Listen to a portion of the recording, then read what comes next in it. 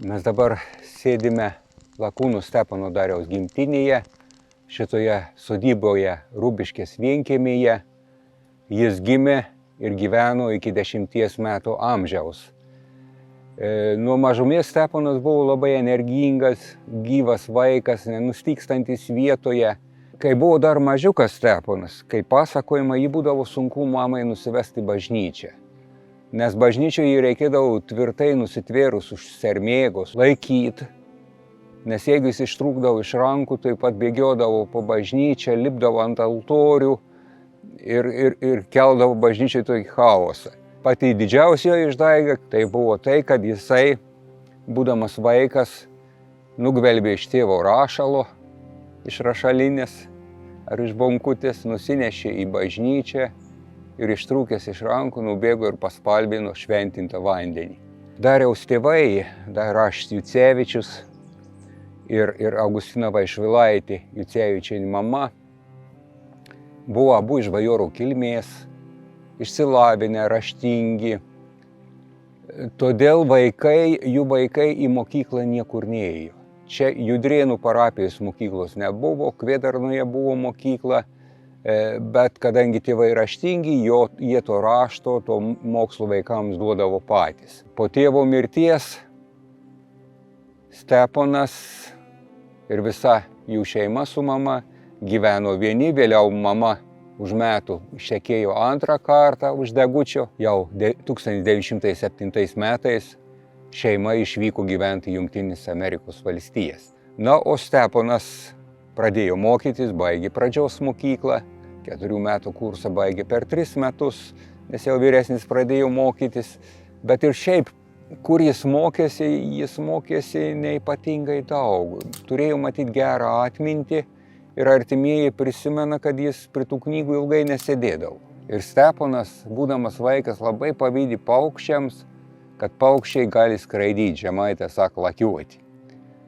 Tai jis, būdamas vaikas, bėgiodamas, mamai sakydavo, mama, aš ką paukštis apskres aplink pasaulį ir sugrįž pas tavį.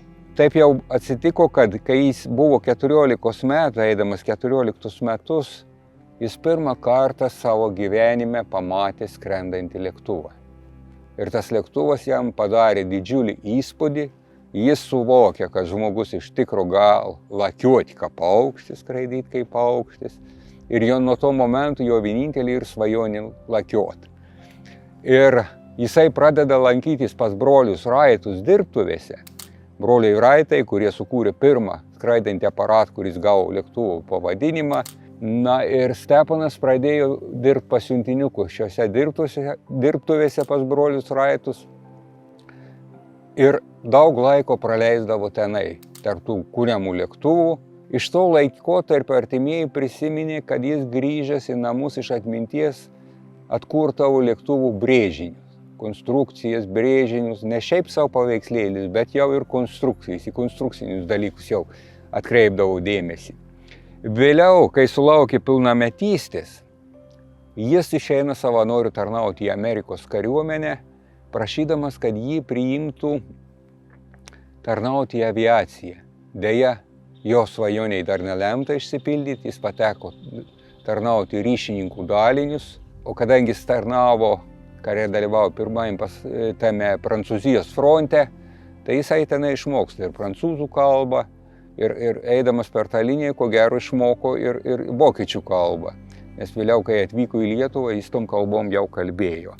Po demobilizacijos jisai grįžta į Ameriką, mokosi Čikagos universitete įstojęs. Amerikoje lietuviai įkūrė lietuvių tarnavusių Amerikos kariuomenėje tokį korpusą.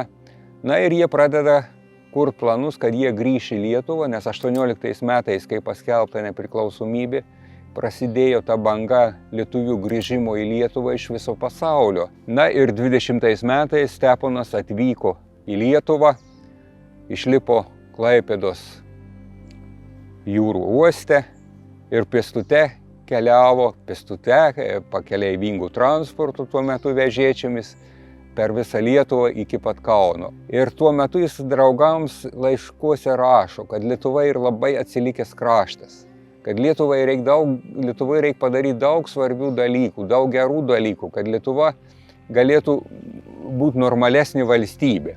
Na ir ragina draugus, kad grįžkite į Lietuvą, čia reikia daug pagalbos, daug reikia išmintingų žmonių, kad kažką daryti Lietuvoje, kad Lietuva sustiprėtų.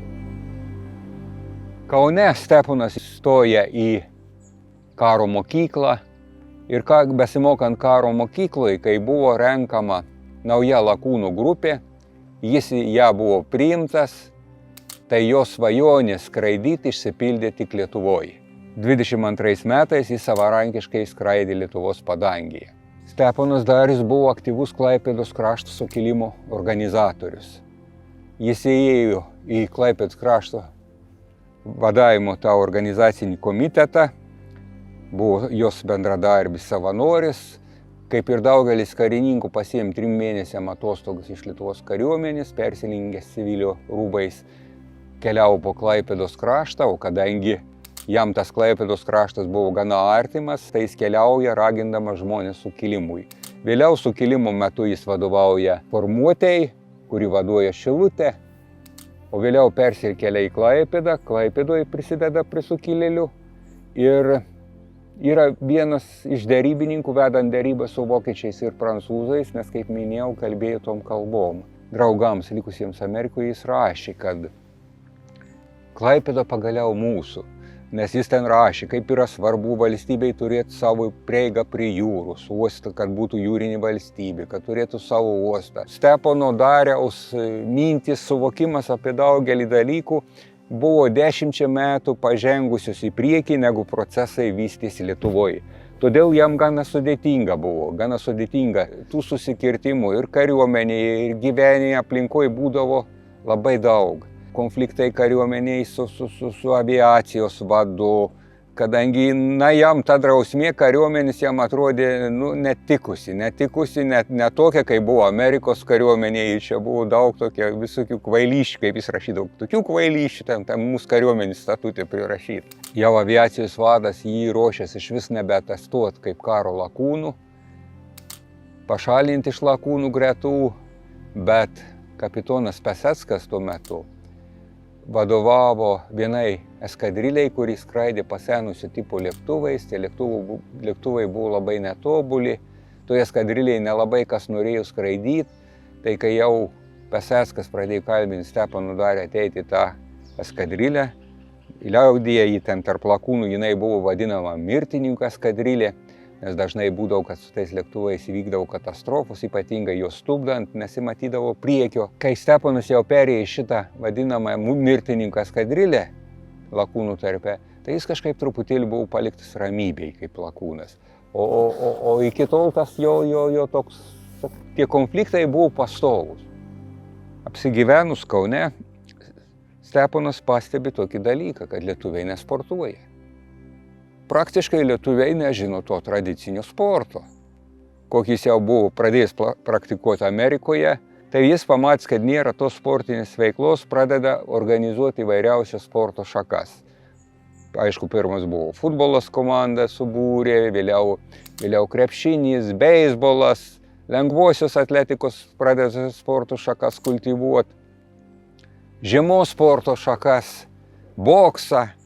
Tai daugelį sporto šakų, vienas tokių iš pradininkų ir entuziastų yra Steponas Darius, todėl nieko nustabaus, kad Steponui Dariui priklauso daugybė įvairiausių pirmųjų Lietuvos įvairių sporto šakų rekordų. Tam sportui vystyti reikėjo, visuomenė dar nebuvo visai subrendus, nebuvo tam pasiruošus. Labai akivaizdžiai parodo tarnyba jo kariuomenėje, konfliktai su vadovybė ir, pavyzdžiui, tarnaujant kariuomenėje jam, jau būnant karo lakūnų, netinkam oro skraidimui, lakūnai pasistatė aerodromo pakrašty futbolo vartus ir žaidžia futbolą. Ir jie visi yra nubausti už tai, kad žaidė futbolo liktai. Bet tam nuobaudos raporte rašoma, išvardinami visi karininkai, rašoma, kad jie pažeidė karininko drausmę statuto, įžeidė karininko garbę ir orumą. Ir paaiškinta, nes nedera karininkui lakstyti paskui kamuolį. Ir čia jau mes matom tokį tą susikirtimą vertybinį. Jeigu Steponas, kai tarnavo Amerikos kariuomenėje, matė, kaip veikia tos vakarietiškos kariuomenės, kad ten sportas buvo labai skatinimas, tai čia sportas ir nepriimamas. Lietuvos kariuomenė 18 metais buvo sukurta carinis Rusijos kariuomenės pagrindu. Ir visi karininkai pirmieji buvo carinis Rusijos kariuomenės karininkai, kur carinis Rusijos kariuomeniai sportų tokiai atskiro tokio dalyko nebuvo. Darius dar prieš išvykdamas į Ameriką 27 metais parengė Lietuvos aeroklubo taisyklės su bendraminčiais karininkais ir buvo vienas Lietuvos aeroklubo įkūrėjų. Tuo metu Antanas Gustaitis mokinosi Paryžiuje. Jis pamatė, kad yra Tarptautinė aviacijos federacija. Tai Steponui atsiuntė nuostatus, Steponas pagal tos nuostatus parengė Lietuvos aeroklubo nuostatus ir buvo įkurtas Lietuvos aeroklubas. Aš manau, kad tai yra labai svarbus toks momentas Lietuvos aviacijos vystymėsi, nes iki aeroklubo įsteigimo Lietuvoje skraidyti galėjo pradėti kariškiai. O įsteigus aeroklubą atsiranda galimybė vystyti civilinę ir sportinę aviaciją.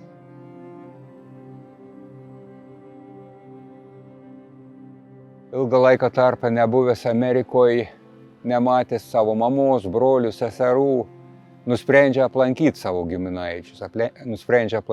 giminaičius. Žmona su dukra lieka čia Kaune, nes dukra buvo mažikė. Kai apsistoja Paryžiuje, jis jau turi mintį perskrist Atlanto vandenyną, nes tą 27 metų vasarą lakūnas Lindbergas pirmą kartą sėkmingai perskrido Atlanto vandenyną. Atvykęs į Ameriką, Steponas turi jau tą mintį, bet viešai jis dar jos neskelbia. Jis tikisi, kad jam pavyks užsidirbti lėšų, įsigyti lėktuvą geresnį. Jis dalyvauja vienoje aviacijos šventėje ir su primityviu lėktuvėliu atlikinėja gana sudėtingas figūras, skraidymus.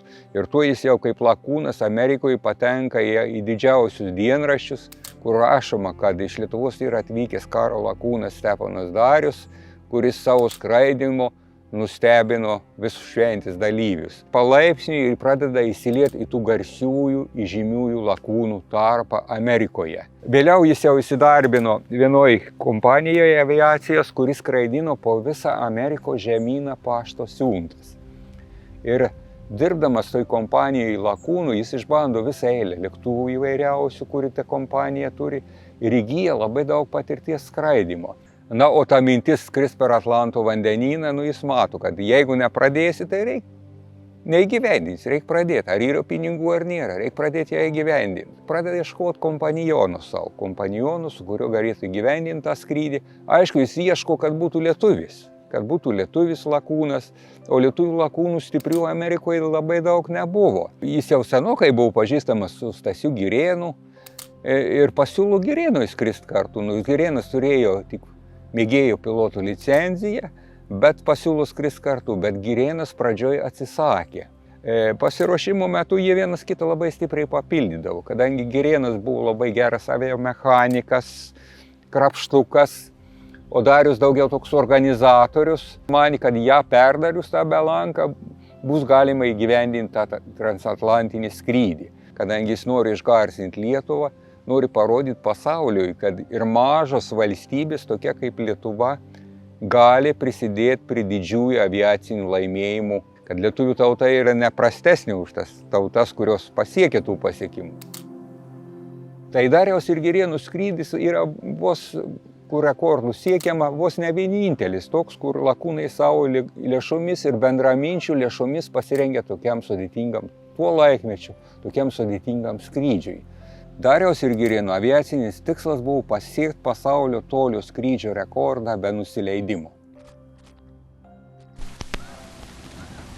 The course is a great circle course composite from New York to London, and there without stopping, we're going direct to Kaunas, Lithuania, where we expect to land in about 39.5 hours of cruising.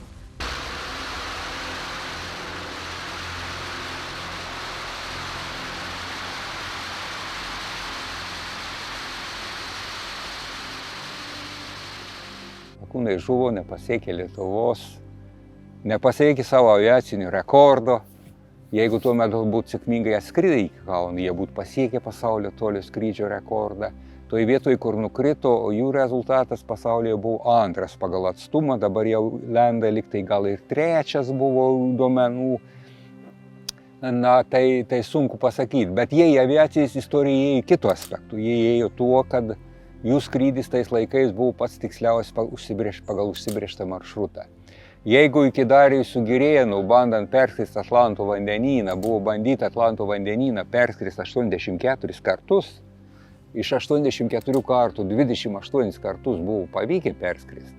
Iš 28 pusę, kaip tik 14 jie į pasaulio aviacijos istoriją kažką įnešdami naujo, jų tas 86 skrydis taip pat įnešė į pasaulio aviacijos istoriją naujo, tai kad jie atlieka tiksliai, jau žymiai tiksliau negu visi skrydį pagal užsibrėžtą maršrutą. Jų skrydis įėjo dar į pasaulio ryšį istoriją, kadangi jie yra pirmieji pasaulyje, kurie sėkmingai oru per Atlanto vandenyną iš Amerikos žemynų į Europą atgabeno pašto siuntą. Jie gabeno 3 laiškus maišų, kurie buvo atrasti 2 ir pagal ten tuo metu galiojus patvirtintas tarptautinės pašto oro gabenimo taisyklės, jie buvo tie, kurių buvo jau sėkmingai pristatė oro pašto siuntą.